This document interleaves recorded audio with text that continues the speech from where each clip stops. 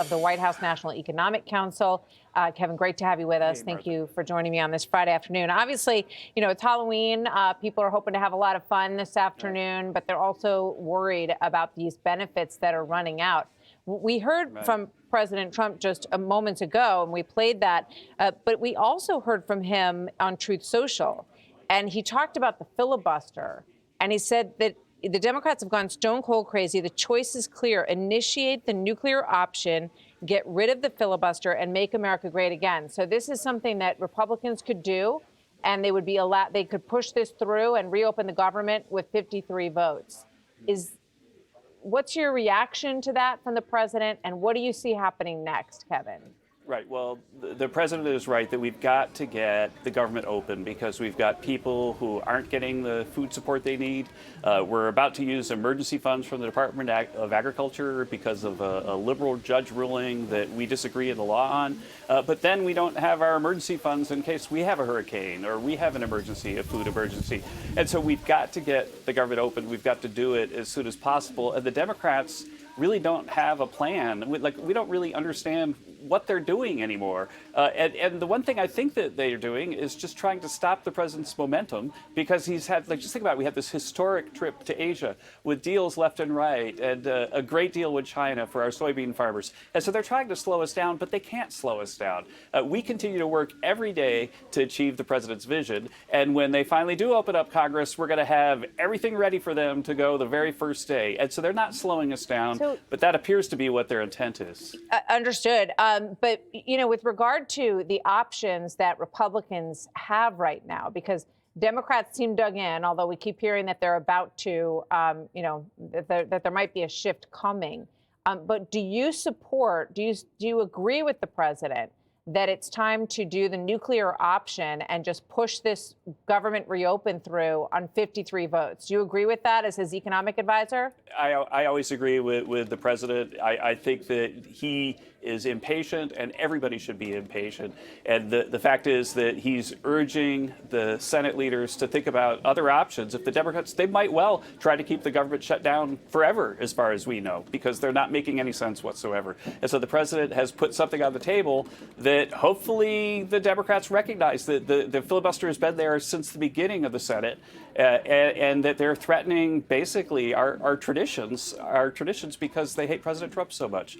And so hopefully that makes them change their mind. But if they don't, then we're not going to let them keep the government shut forever. Well, we're not going to let them starve the Senator, American people. We know the Majority Leader Thune is against the filibuster change, as is the Speaker of the House. But we have you on record as supporting calling in that nuclear option and ending the filibuster. If we can't get the government open, then what else are we going to do? All right, let's listen to Senator Booker on this with regard to the SNAP benefits. Watch.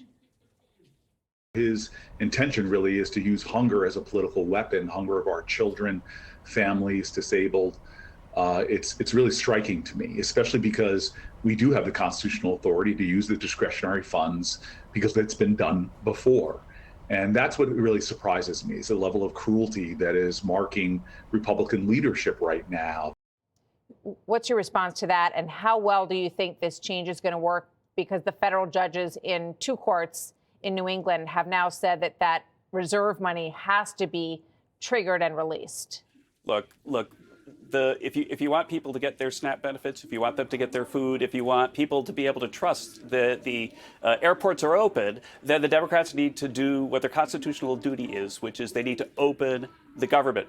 And so the idea that when they haven't appropriated funds for us, and we've got a clear legal mandate to keep some aside in case there's a national emergency, the idea that they're going to take our rainy day fund and spend it, like what happens if 3 weeks from now when all the money's gone and they still haven't appropriated anything, what happens then? The Democrats need to think ahead. They need to get the government open. And the president has said he's happy to talk to them once we get the government open. Before I let you go, Kevin, I want to ask you about a different topic. And it's something that we've talked about in terms of the layoffs that we're seeing, AI related in many ways. We've seen UPS, we've seen Amazon, and word is that there are other big layoffs that are coming. How concerned are you as the president's national economic advisor about what is coming down the pipeline for white collar management jobs in America? Right. Well, right now we're seeing high income growth, high median wage growth. The economy is growing almost at 4%. And the labor market data was a little bit weaker than expected, but right now we don't even have labor market data. In fact, we'll never know the unemployment rate for October because the Democrats have shut down the government and they're not doing the survey. The fact is that people are changing professions, but job creation is still positive, and income growth is really positive, and so is GDP growth. We're very bullish on the economy right now. But when you look out, you're talking about the conditions that exist now and the numbers that. Right, you rightfully say we don't have because the government is shut down, and we know you want it to be reopened as soon as possible. But looking, economists always have to look into the future, and I'm wondering what you think the impact on the U.S. economy is if we continue to see these kinds of layoffs in people who've been, went to college, they're in a white-collar job, they've been there for 3 to 5 years, and they're about to get pink slips.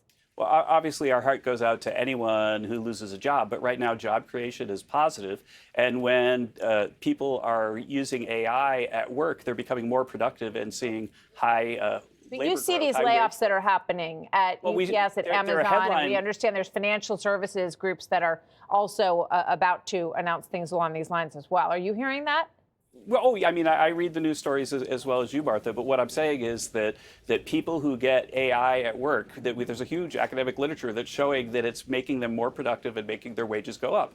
And so if you're unfortunate enough to have your firm say, okay, I'm going to replace you with whatever, AI or someone else, then if you move to a new profession, AI is going to help you train faster, help your wage go up more. And so labor market is positive. The GDP growth and income numbers are all real positive. And so we see the headlines, but those are headlines that you see every year that this or that company is readjusting its labor force. But in the aggregate, the numbers are positive. All right. So you're saying that you don't think that there's any AI sort of reorganization of job structure coming in the United States of America?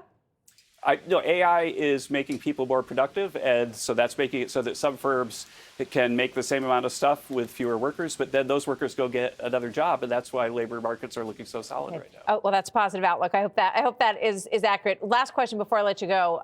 With regard to the enrollment opening, and you've got an average of some of these premiums on health care, on the extended health care benefits that happened during COVID that are about to expire, about to go up. If somebody logs on November 1st tomorrow and they look at their premium and it's shot up in a place like New Jersey, for example, 175%, the day before, 2 days before the election, what do you think is the impact of that? Well, I think that the Democrats think that they can shut the government down and not have a negotiation over these things, which are, by the way, premium increases that they voted for. And then blame Republicans. But the American people aren't that stupid. They understand that Democrats have shut down the government, and any disruption to anything that's going on right now in government is their fault because they won't open it. All right. We'll see. Day 31. Kevin Hassett, always good to have you with us. Thank you very much for joining me, National Economic Advisor to the President. Thanks so much, Kevin. Thank you. Hey, Sean Hannity here. Hey, click here to subscribe to Fox News YouTube page and catch our hottest interviews and most compelling analysis. You will not get it anywhere else.